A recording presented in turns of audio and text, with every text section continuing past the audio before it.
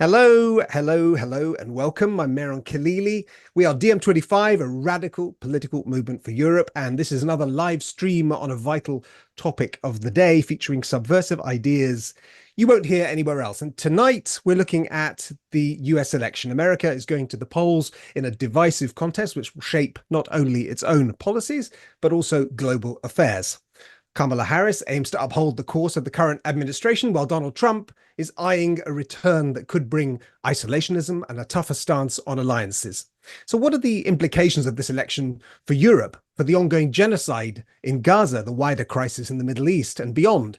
How might Harris or Trump's foreign policy reshape global events? And what could their campaigns reveal about America's future and the prospects for progressive causes worldwide? We've got a great but very focused panel for you tonight. We've got Rania Khalek, the Lebanese-American writer, political activist and journalist at Breakthrough News. And she's coming to us now live from Michigan, the swing state of Michigan, where she's interviewing Arab American voters on what they're planning to do for this election. And of course, we've got our own Yanis Varoufakis coming to us from Greece.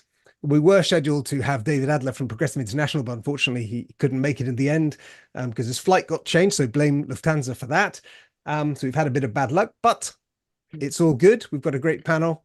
And let me hand the floor over now to you, Rania, just to get your initial thoughts on this momentous election. According to both sides, democracy is at stake. Would you necessarily agree with that? What are you hearing on the street in Michigan? Go for it. Take it where you will. Thank you so much. And it's really an honor to be on with all of you. And I do apologize in advance if I drop it all because the internet connection here isn't the best. But like you said, I'm in Michigan right now. I am in Dearborn, Michigan, which it's basically a majority Arab American city and I think it has the highest number of Arab Americans in one place in the country. Most of them are Lebanese. There's also Palestinians and Yemenis and Iraqis. And basically every Lebanese or Palestinian person or Yemeni person I've spoke to here has been personally impacted by the genocide in Gaza and the escalations across the region. Every single Lebanese person, because most people here are from South Lebanon specifically, has lost their homes or family members, or their entire family is displaced and scattered across Lebanon, Syria, Iraq, because of the Israeli escalation across Lebanon. And then, of course, Palestinians have been dealing with a genocide for over a year. I spoke to a man a couple of days ago who lost 90 members of his family in Gaza, which is just like an insane amount of loss. And so there's so much outrage at the Democrats because they're the ones in charge right now. The vast majority of people I've spoken to are going to be voting third party. That's completely anecdotal. I haven't taken a poll, but I think CARE, the Council on American Islamic Relations, did a poll that came out a couple of days ago of specifically Muslim Americans across the country. And like 40% of them are voting third party, which is unprecedented. Before 9/11, Muslims and Arabs typically voted majority Republican. And then after 9/11, they voted majority Democrat. So this has never happened where you have a significant chunk of the Arab American or Muslim American population voting third party. And in a swing state like Michigan, which it's very rare for somebody to win the White House without winning Michigan, to have a community of tens of thousands of people refusing to vote for you because you've overseen a genocide of their people is definitely going to impact you in the elections. I just don't know how Kamala Harris is going to win this state. There's also, while the majority of people want to vote third party, there's also a small segment of people who've been endorsing Trump. They feel that there's two or maybe three reasons for this. One is there's a sentiment that, if they want Kamala Harris and Joe Biden and the Democrats to be punished and to lose, and they see that the only way to do that is to make sure Trump wins, because obviously only one of them is going to win. So they feel it's necessary to vote for Trump strategically. That's one perspective.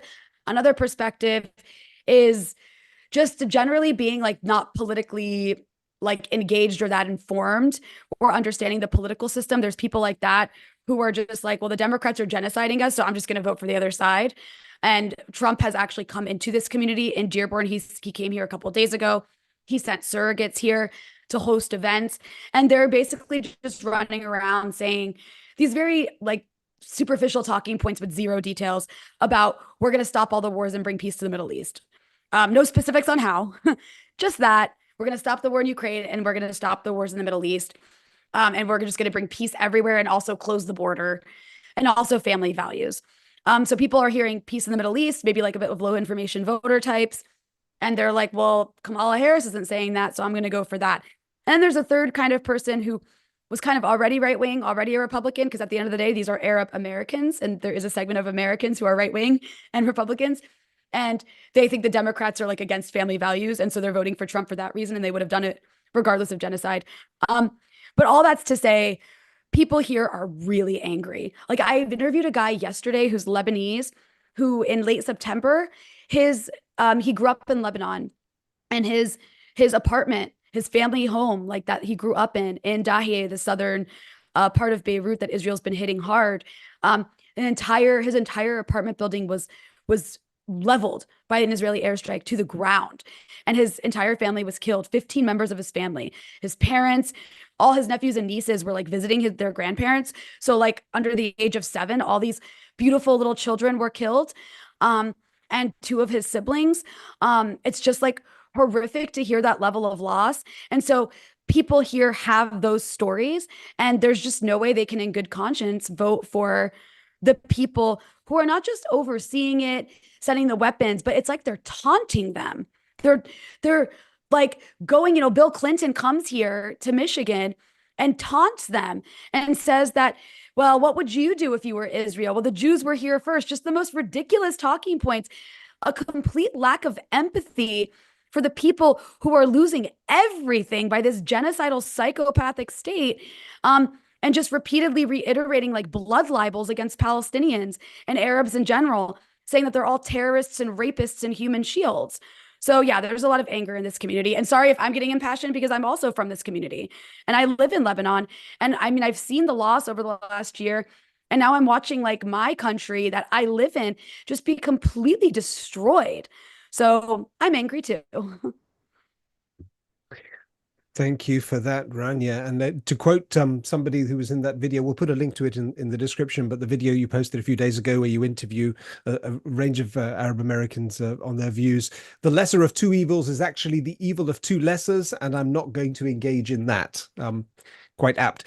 Yanis, what's your take on all this, this sorry mess, these two terrible choices for the most influential position on the planet? Well, I'm very glad do not vote in the United States, because you effectively are offered the choice of death by strychnine or death by arsenic. This is a terrible situation in which to be put in as a citizen, whether you're Arab, Muslim, Jew, or Anglo-Saxon, Greek, Italian, Puerto Rican, whatever. In 2016, just before the election, I happened to be in New York, and I had the great honor of being on stage at the New York Public Library with Noam Chomsky. And one of the questions of the audience was, who should we vote for?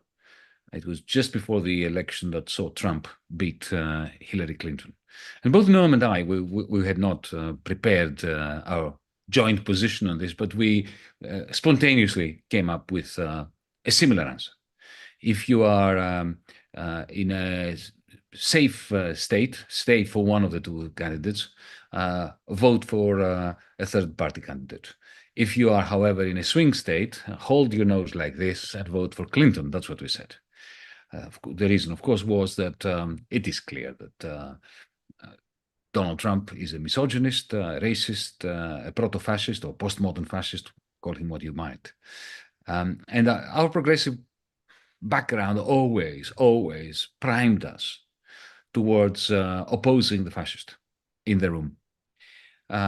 More or less similarly in 2020 regarding Biden versus Trump. Today, there's no way I would have been able to do this, and even with a very powerful clip holding my nose shut, I would not be able to vote for Harris.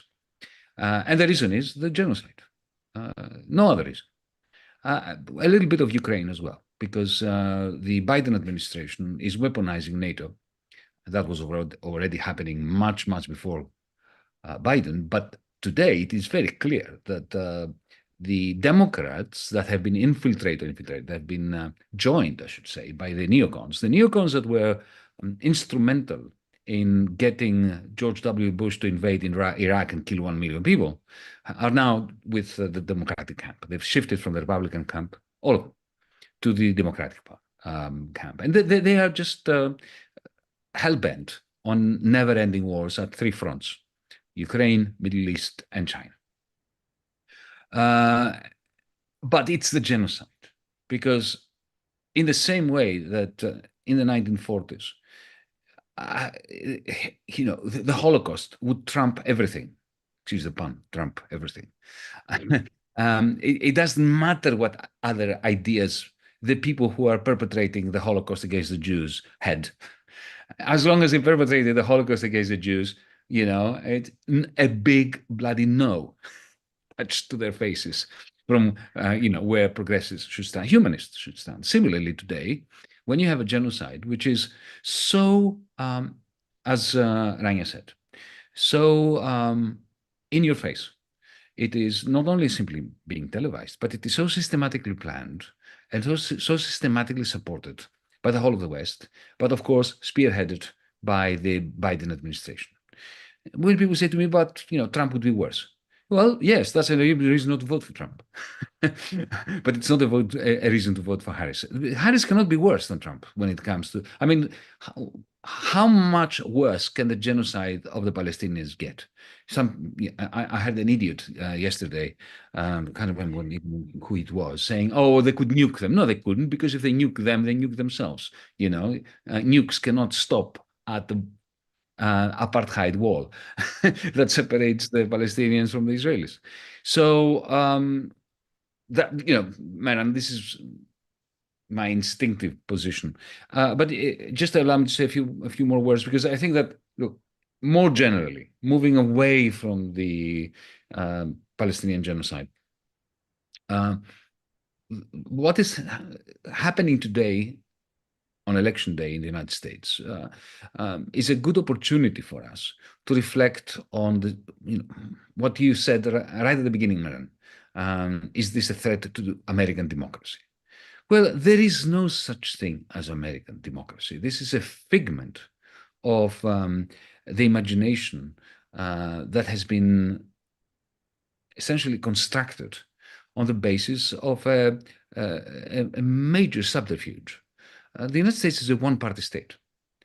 It has the party has 2 factions, and each of these 2 factions, the Republicans and the Democrats, have other subdivisions.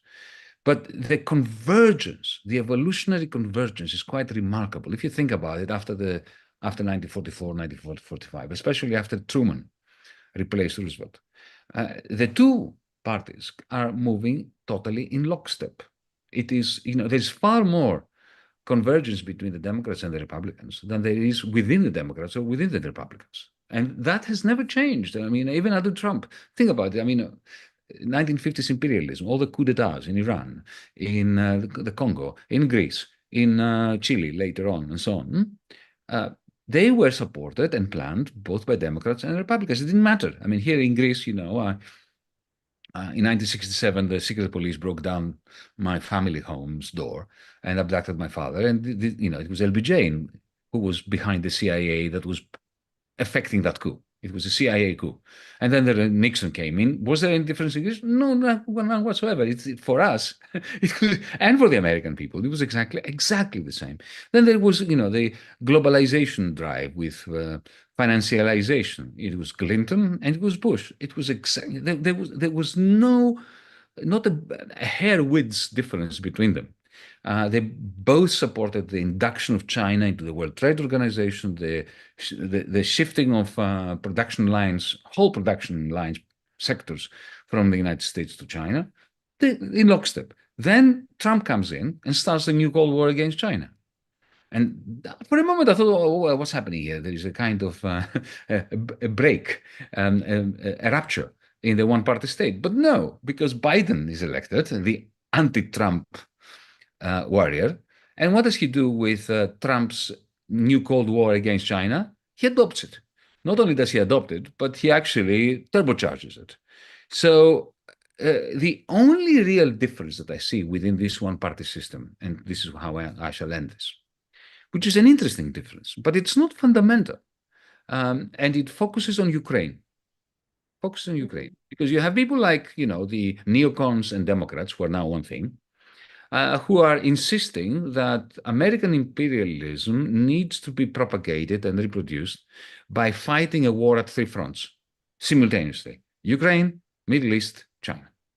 And then you have the eclectic pursuit of imperialist aims by Kissinger before he died. Remember, he was very much against the never-ending war in Ukraine. Professor Mearsheimer, very famously opposing both what the United States is doing in Ukraine and in the Middle East.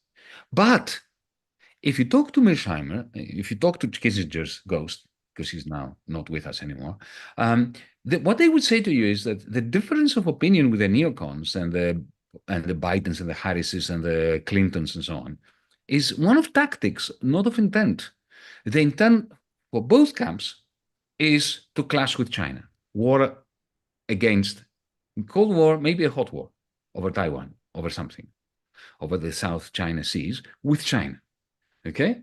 So what Mearsheimer is essentially saying is that the United States' capacity to wage war against China is impeded by waging the war in Ukraine, by allowing Netanyahu to commit to the genocide. This is their only difference. And why am I focusing on China?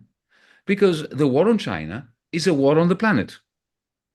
There will be no progress in mitigating the climate catastrophe if there is a Cold War, even worse, a hot war between China and the United States.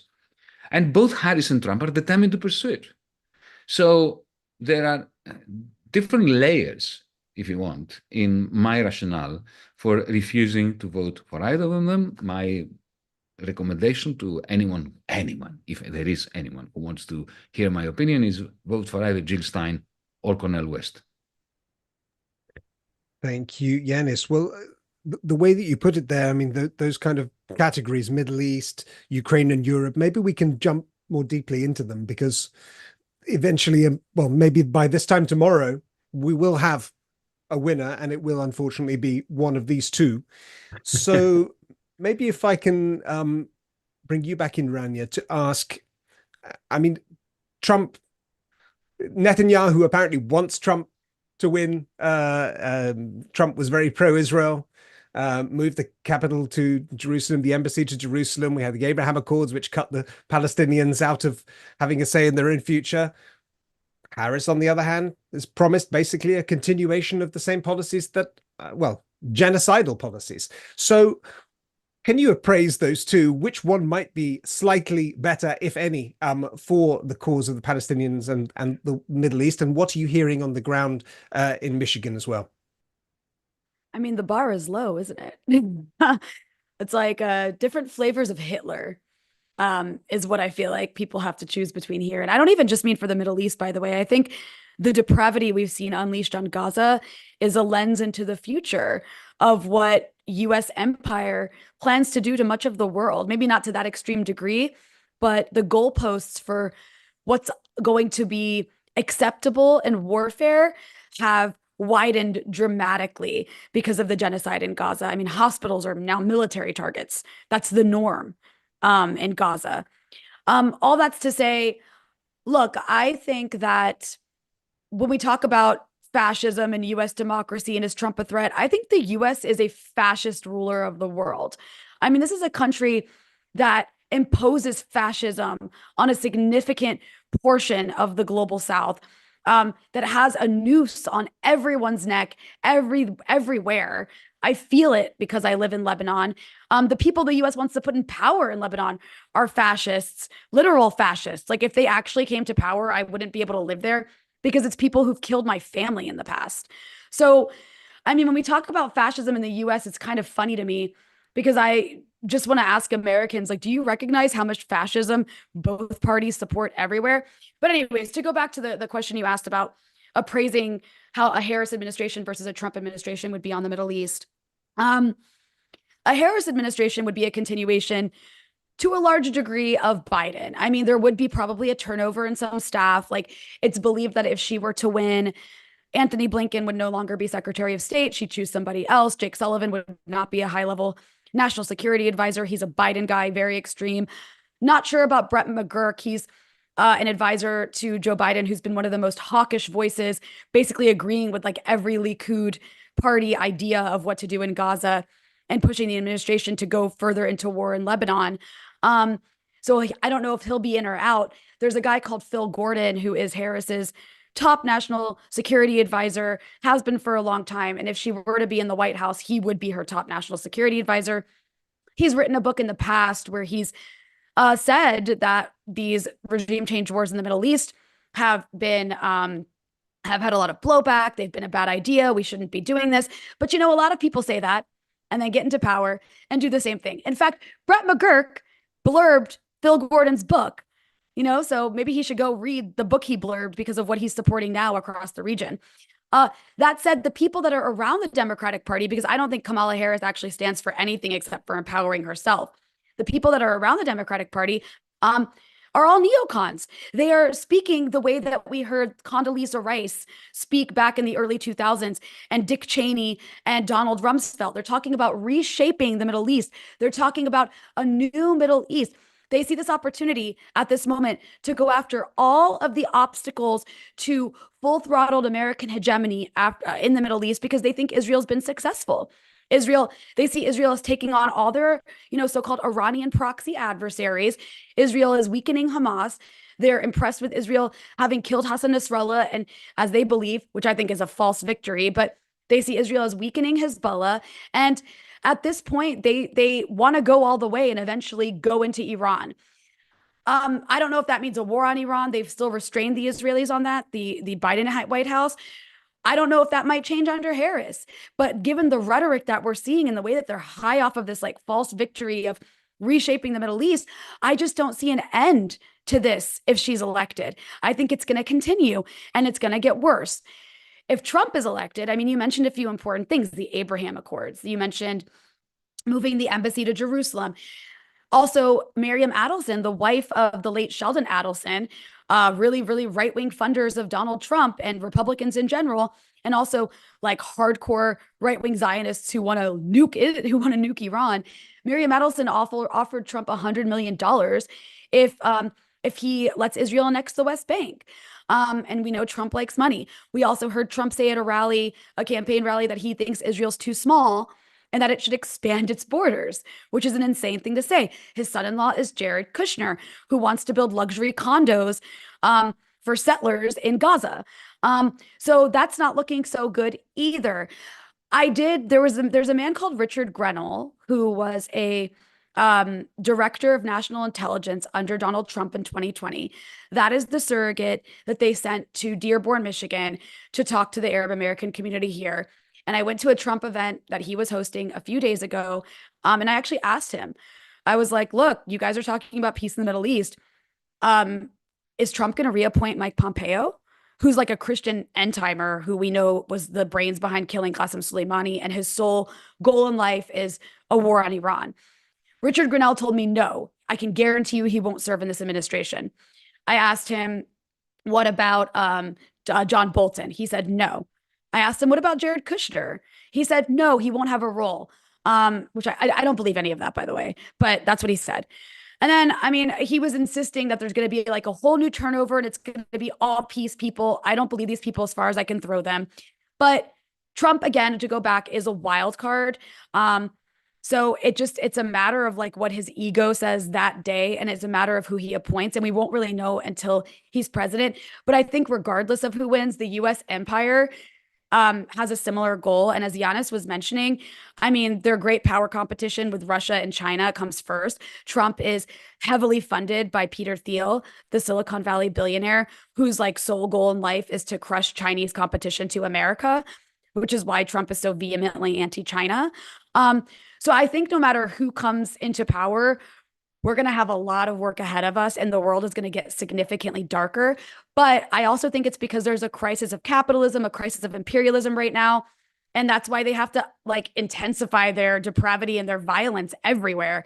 And so I think the question for us, and I know Yanis is going to talk more about the European theater, but I think the question for people like us becomes, if they intensify their imperialist violence, we have to intensify our resistance everywhere we are, especially in the imperial core cities and the imperial core countries.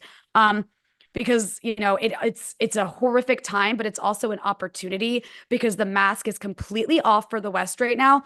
And in the US right now, it's not just Arab Americans who are angry. A majority of this country supports a ceasefire and has since last November. A growing portion of this country supports an arms embargo on Israel because they're so horrified of the images and videos that they're seeing coming out of Gaza and now Lebanon. So, people are recognizing that their views are not reflected at all in their representatives, and then neither party is reflecting their views. And so you've seen an increased interest in third party and an increased interest in joining organizations that are building movements outside of these institutions that are just destroying the world. So I think that that's like a point of optimism. And yeah, again, I just want to go back, like we all have to increase everything we're doing as this gets worse and worse. Thank you, Rania. Yanis, would you agree with what Yanis said, with what Rania said, that there is already a winner of this election, and that's Israel? I'm reluctant to call Israel a winner. Misanthropy, yes. But Israel is headlong diving into a cul-de-sac, into a dead end. And for me, that's not a sign of a victorious path. They may be killing their targets, ticking them off like bureaucrats, right? Checking boxes. But the more they succeed in doing that, the greater the malaise of Israeli society, and the greater the dead end in which they get trapped. But allow me to, I agree with everything that Rania said, especially the point about the crisis of imperialism, the crisis of capitalism. But let me be very concrete. The United States is the greatest contradiction in the history of humanity. Never before has such immense power been combined with such immense, how shall I say it, degeneracy. You only need to take the train from Washington, D.C. to New York City to know that this is a crumbling infrastructure. They can't even, we know about the famed military-industrial complex of the United States. Huge quantities of money being spent on it. They had all this money lavished upon them. And yet, they can't even build the nuclear-powered submarines that they want to build because they don't have the engineers. They don't have the expertise. They have subcontracted everything. They simply cannot build anything, even if they want to put their money into it. You only need to look at the electoral tech. I mean, India, Kenya have a better system of conducting their elections. In the United States, nothing works. The electoral machines break down. Each county or state has its own rules. No one trusts the electoral system in the United States, neither the Democrats nor the Republicans, because the infrastructure is like Amtrak. It's like the submarine shipyards. They just have broken completely down. And so how come this crumbling economy, society, a society that has lost half of its gravitas in world trade in the last 20 years. Now China can produce twice as much of manufacturing output that the United States can, twice as much. And it's still in the process of development. Now, how come this is combined with the exorbitant power of the United States? Because any other country, any other empire, hegemon, which is in such a state and with such huge deficits. Think about, the Roman Empire, the Byzantine Empire, the British Empire, the Dutch Empire, the Spanish Empire. They all collapsed when they went into deficit, when they had a balance of payments crisis, to put it in economic terms. But the United States have been having a balance of payments, not a crisis, but a huge deficit when it comes to the balance of trade since 1968, and which is getting worse and worse and worse. And a government which is utterly bankrupt in terms of, 8% deficit of GDP. I mean, if they were a European country, Brussels would have sent a troika to Washington, right? And yet it doesn't matter. It doesn't matter. Why? Because the United States owns the monopoly of money payments through the ubiquity and the dominance of the US dollar. So, but this is a very precarious superpower. It's like, you have a superpower, but it is very brittle.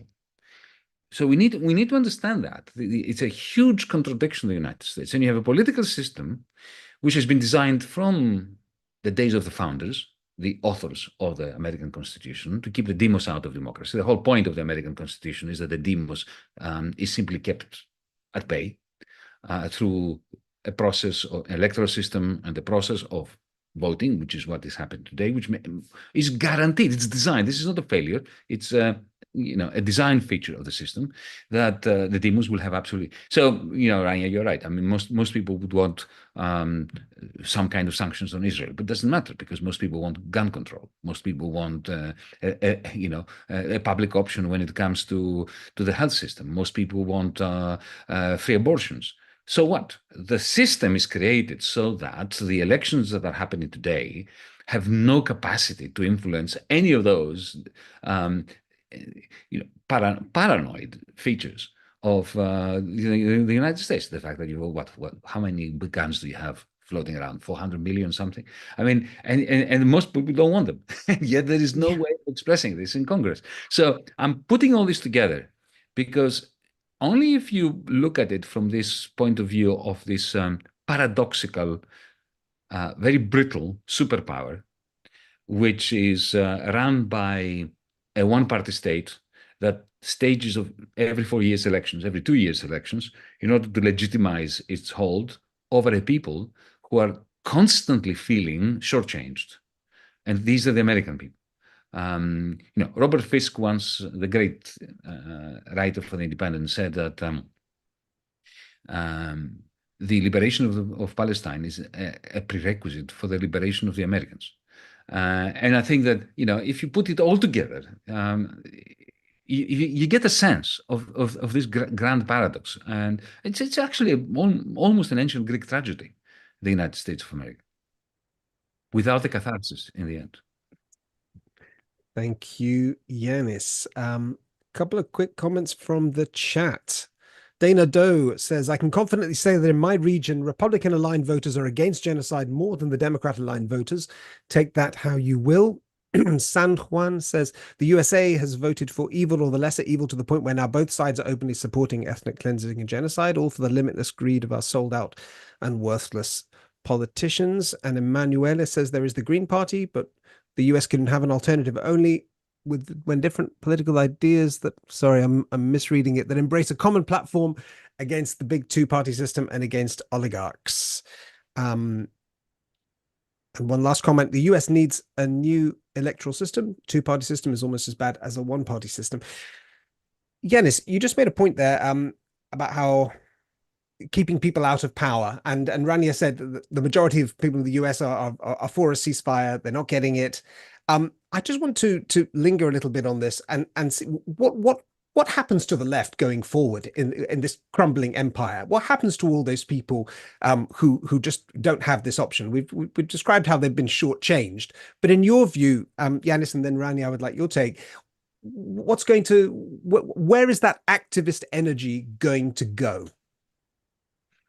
Well, I very much fear that the turning point was 2016 for my comrades in the United States, the Democratic Socialists of America, the Squad, and so on. And I'm very reluctant to say this, but I will. Let me first explain my reluctance. If you're an American woman facing this barrage of assaults on your body and your spirit from the Republicans with, the pro-life, anti-abortion, the Supreme Court, this panoply of misogyny attacking you. I can understand why today you might want to vote for Harris. That's the reluctant part. Okay. Having said that, I think that the turning point, as I said, was 2016, because you will recall that when Bernie Sanders mounted his campaign in 2016 in the primaries, he almost spontaneously, even without necessarily planning it or hoping that it would happen, he gave rise to a massive movement, his political revolution, as he was calling it then. Rania will tell us more about that if you want, Rania. But the sense I got, and I was traveling around the United States then, was that there was a new energy. And that new energy essentially evaporated the moment Bernie decided to back Hillary and to stay within the Democratic Party, even though the nomination was stolen from him by the deep Democratic Party, the DNC and so on. At that moment, he had hundreds of thousands of volunteers who simply just waited for the say-so from Bernie to start a third party, a large, big movement. And I think that was a wasted opportunity, especially when he ran again to 2020. We never managed to recover the same energy that we had in 2016.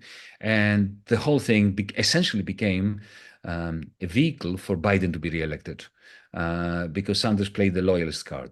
He extracted quite a few concessions on the economic front from Biden.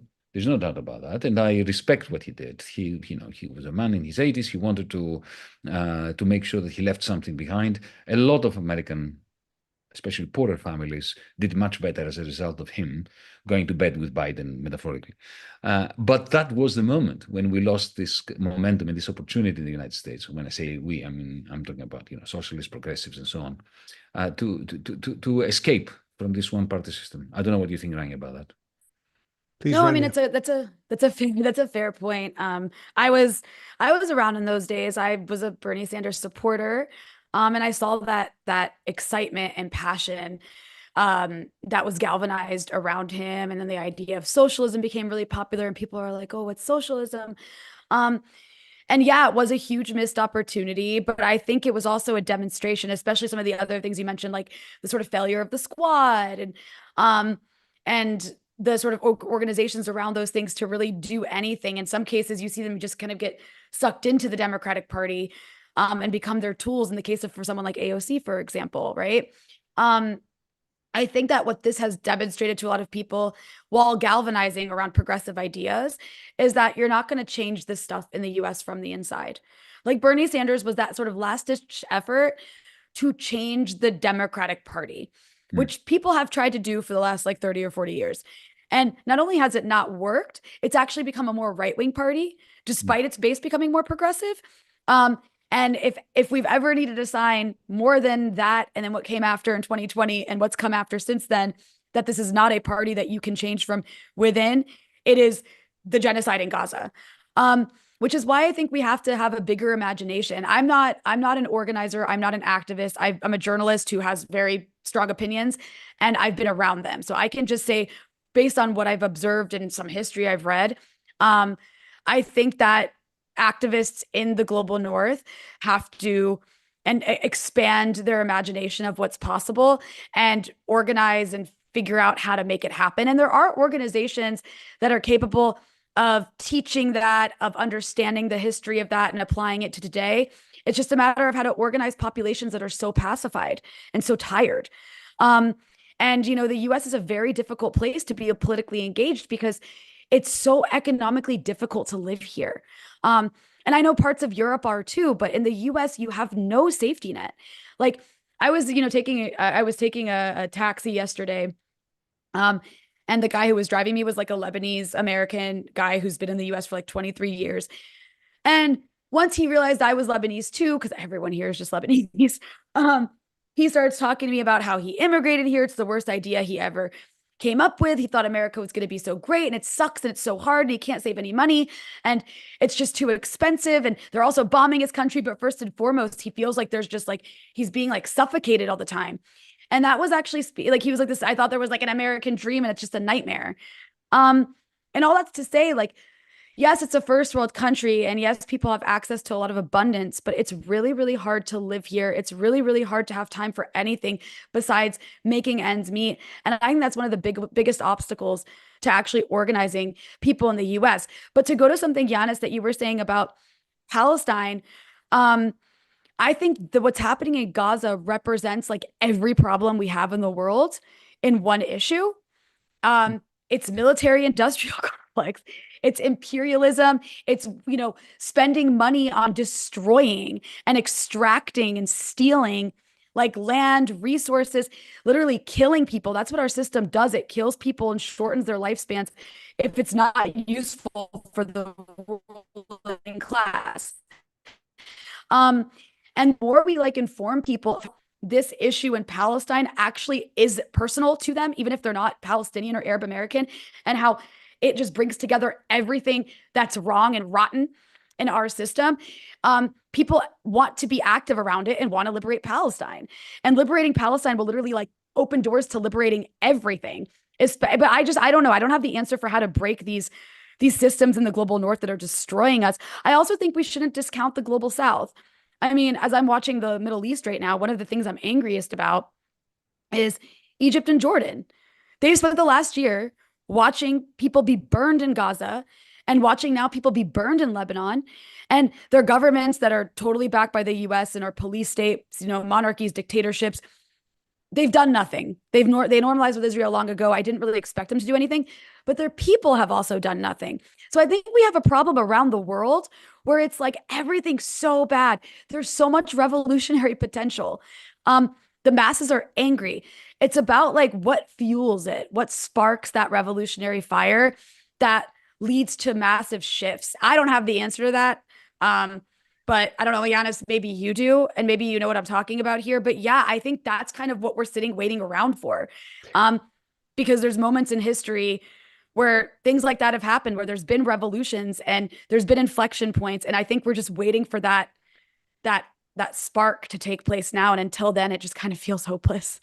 Rania, if I can ask you a follow-on question there. I mean, to go back to our kind of, okay, if Trump wins, if Harris wins, do you see any differences there in terms of how the left might react? Any pitfalls for the left in each of those circumstances? Because Trump, the period 2016 to 2020, the left there was a lot of overreach as well on the left, which kind of took things in a rather difficult direction, and I think maybe impeded the left. I mean, I don't know if you would agree. So give me your take on what would happen in I'm just curious.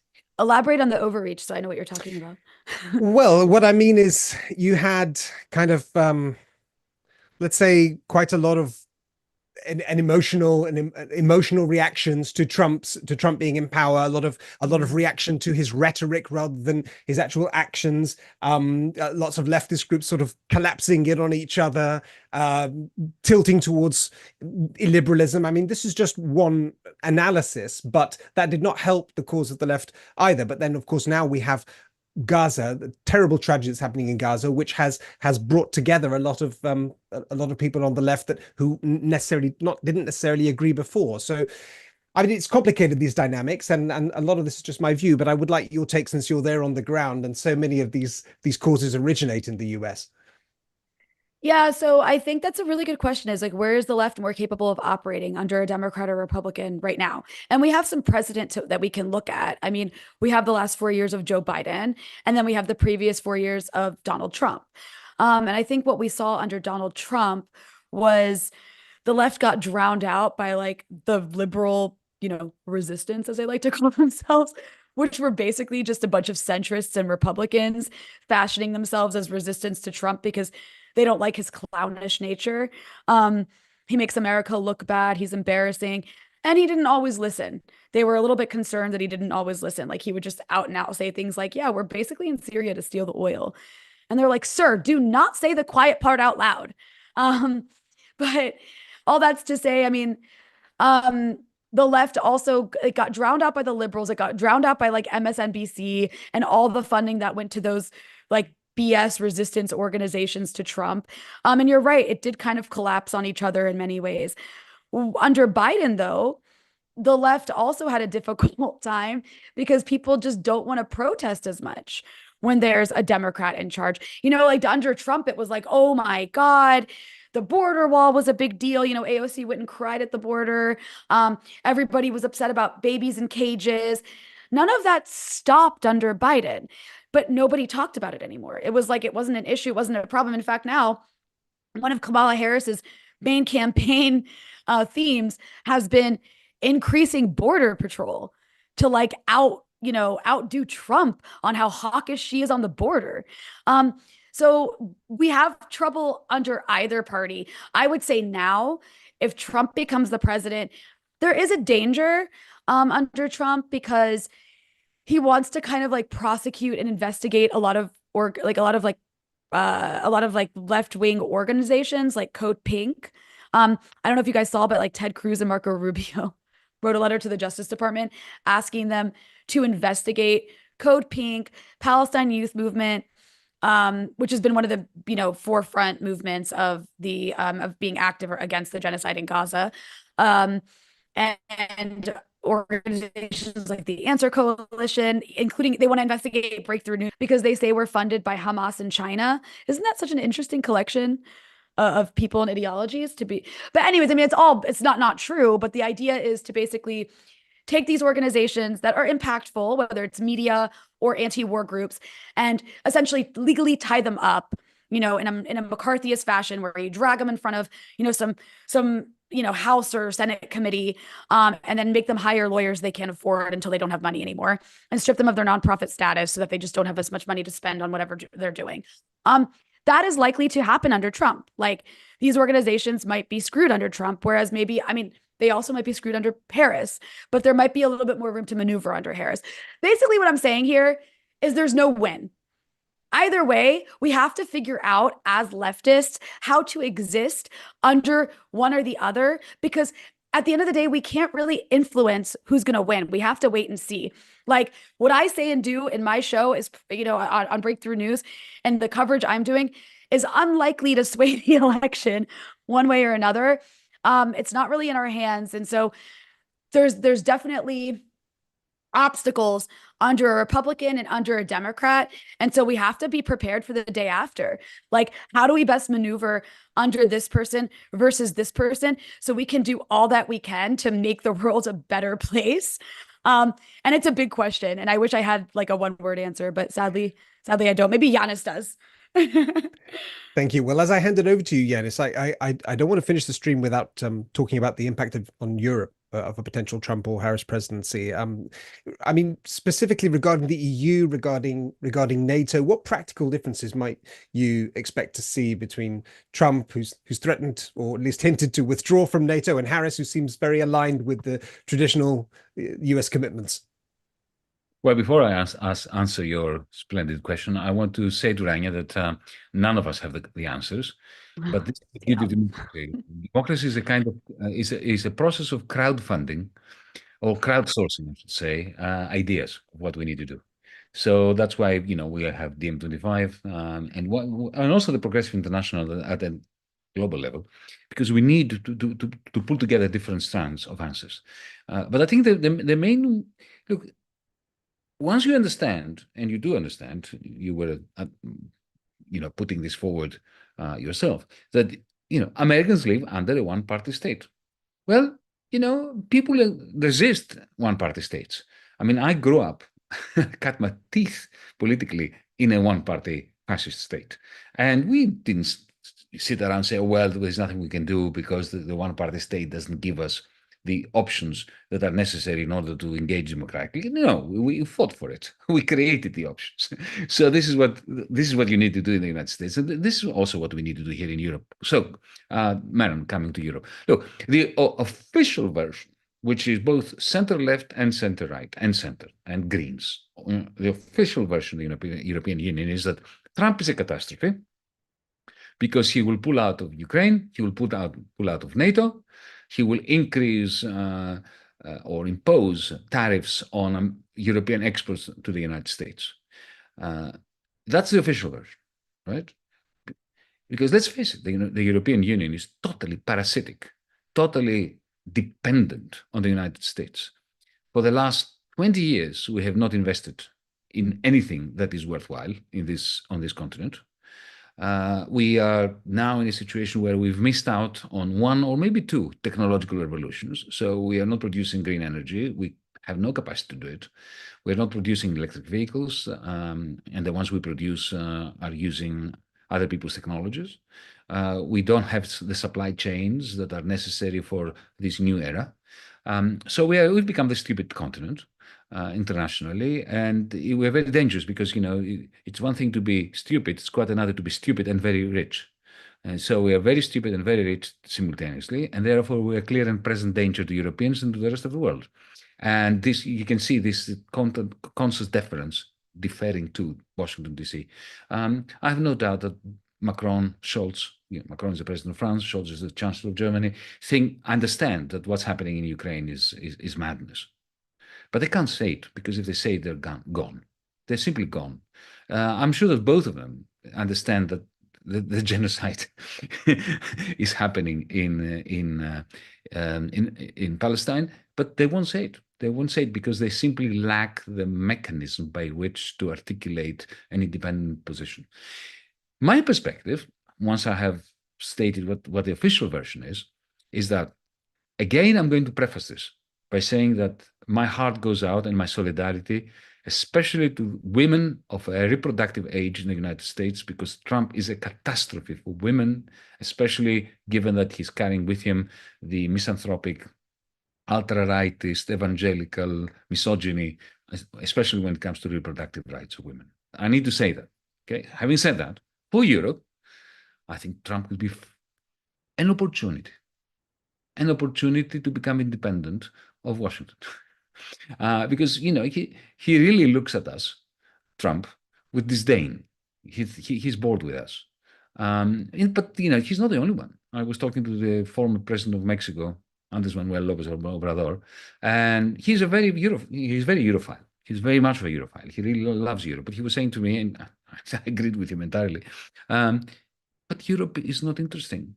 Nothing is happening there that is of interest to Mexico, technologically, politically, geostrategically, in terms of AI. Everything is happening in the United States or in China. So, Europe is irrelevant for us. So I'm making this point because the only chance this continent of ours has in liberating itself from its dependency on Washington, D.C., is somebody like Trump who cuts us off.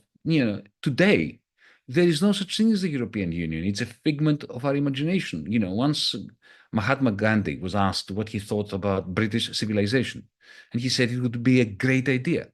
It's, when I'm asked what I think about the European Union, I say it would be a great idea, but there's no such thing. There's a European disunion, completely fragmented and totally dependent for its defense, for its, now after Ukraine, for its liquefied natural gas from Texas, for everything from the United States, policy on Palestine, whatever Washington says. If tomorrow Washington says there's a genocide going on, Israel, stop it, the Europeans will all jump on that bandwagon. It is pathetic that Europe has come to that.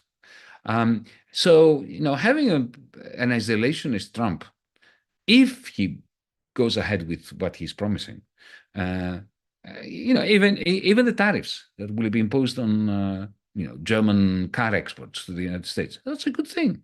Because, this model of Europe where we rely on net exports to the rest of the world, essentially, we're exporting unemployment to the rest of the world. That's, it's imperialism. When you are relying on net exports, you are relying on exporting unemployment to the rest of the world. So if he slaps these tariffs on us and it forces the German government, for instance, to stop austerity on the German workers, which goes hand in hand with net exports. Because austerity for German workers is what allowed Germany to have net exports to the rest of the world by increasing its competitiveness of the capitalist firms and so on. I know this is really something that jars with conventional wisdom, but I truly believe in this. Thank you, Yanis. Okay, we're coming to a close. So let me just read out a couple of reactions on the chat to some of the things you guys have been saying. Agnieszka says that Mearsheimer does not advocate for a war with China. He talks about security competition, which means political or economic influence, not actual war. Lat says, I think Trump going after the CDC and the FDA are more important than Code Pink for most Americans. And It's Rompers says, one wants to restore vital healthcare to women. The other wants to enforce restrictions that cost women's lives. This is an easy and important choice. They are not the same. Mehran, let me So just on Mearsheimer. I've heard him with my own ears being very clear that a clash between the United States and China is inevitable because of Chinese expansionism. That is the Cold Warrior, the Kissinger at heart, planning for a clash with China, which in reality really does not want to be expansionist at all. It just wants to sell stuff. And you know, the idea that the Chinese Navy and Army and Air Force and so on is expanding, and therefore it becomes a present and clear danger for the United States. I will start believing it when I first see the first Chinese naval vessels patrolling up and down between San Diego and Los Angeles, and the first Chinese military bases being built in Juarez opposite El Paso. When I see that, I will believe it. Well noted. Well, as we close, Rania and then Yanis, if we can get your closing thoughts on this, we'll all wake up tomorrow, perhaps tomorrow, maybe it'll take longer, but in a slightly different world, a slightly different vibe. So Rania, please. I just want to real quick before I say my final remarks here, I want to piggyback, as they say in the corporate world, off of what Yanis was saying. And Mearsheimer, while I do appreciate what he says about Ukraine and about Gaza and Palestine, though I think he gets the Israel lobby influence a bit wrong. And but regardless, I do think he's a realist, right? That he comes from the realist view of things, and it's a kind of Kissinger type of view. And he is a bit of a Cold Warrior.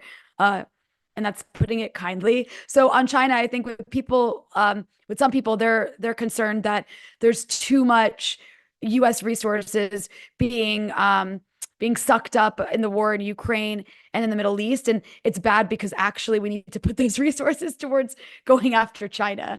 That's sort of, anyways. Regardless, I just wanted to throw that out there. I appreciate a lot of what he says, but you always have to look at it through that lens so you don't get sucked into his anti-China rhetoric too much. But on closing remarks, I also want to tell you that one outcome of today could be that we don't know who's president tomorrow. The American election system is very inefficient. And last time we had a presidential election in 2020, I think it took 5 days to confirm Joe Biden as president because there was like a counting issue in Georgia and some other state. So I hope this doesn't happen, but we could be stuck spending like a week just waiting to see who's announced. So we will either know it's Trump or Harris tomorrow, or we won't know for a few days. But regardless, one thing is for sure. Tomorrow, when I wake up, my routine in the morning will be the same, which is to look on all the different Telegram channels I follow on what's happening in Lebanon, because my life literally revolves around following every update of what's taking place in Lebanon, as many people from the Middle East do every single day, because this is not going to stop. It's just going to expand and get worse. And I just say that to say that no matter what the outcome is tomorrow, those of us who are progressives, who are leftists, need to continue doing what we're doing, and we need to intensify it, because whether that means being in the streets, whether that means, going to a protest, whether that means if you're a rich person, go donate money to people who are doing things, that cannot stop, because no matter the outcome, these horrors are going to continue. And, like Yanis said in the beginning, there's nothing more important than stopping this Holocaust right now. And we literally can't do anything else until we make this stop. Thank you, Rania. Yanis, your closing comments. I'm happy to leave our audience with Rania's comments. Resist them both. And when one of them emerges as the winner, resist her or him with all the power that you can muster. This is not a political regime that in any way captures the will of any people, not even a minority. It is an oligarchy with occasional elections which very successfully legitimize the illegitimate. Don't forget that dictators always loved referenda. Essentially, this is another referendum where we are forced to vote yes in favor of the one-party state, which is ruining the life of a majority of Americans and of a majority of people in a majority of countries. Thank you, Yanis. And the closing comment from someone on the chat, Christy, says, we will live with the results and take on tomorrow with courage. So here's to that. Thank you. Thank you to our panel, to Yanis, to Rania. It's been wonderful to go through all of this with you tonight and hear your take and your analysis. And thank you to you out there. There's been many of you. I'm sorry I didn't get round to reading out more comments. The chat's been really, really busy.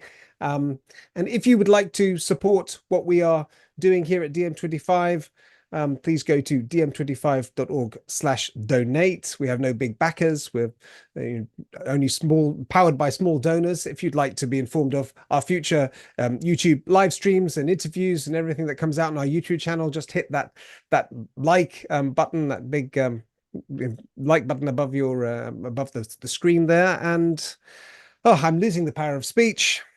Let's see what happens by tomorrow. See you at the same time, same place, 2 weeks from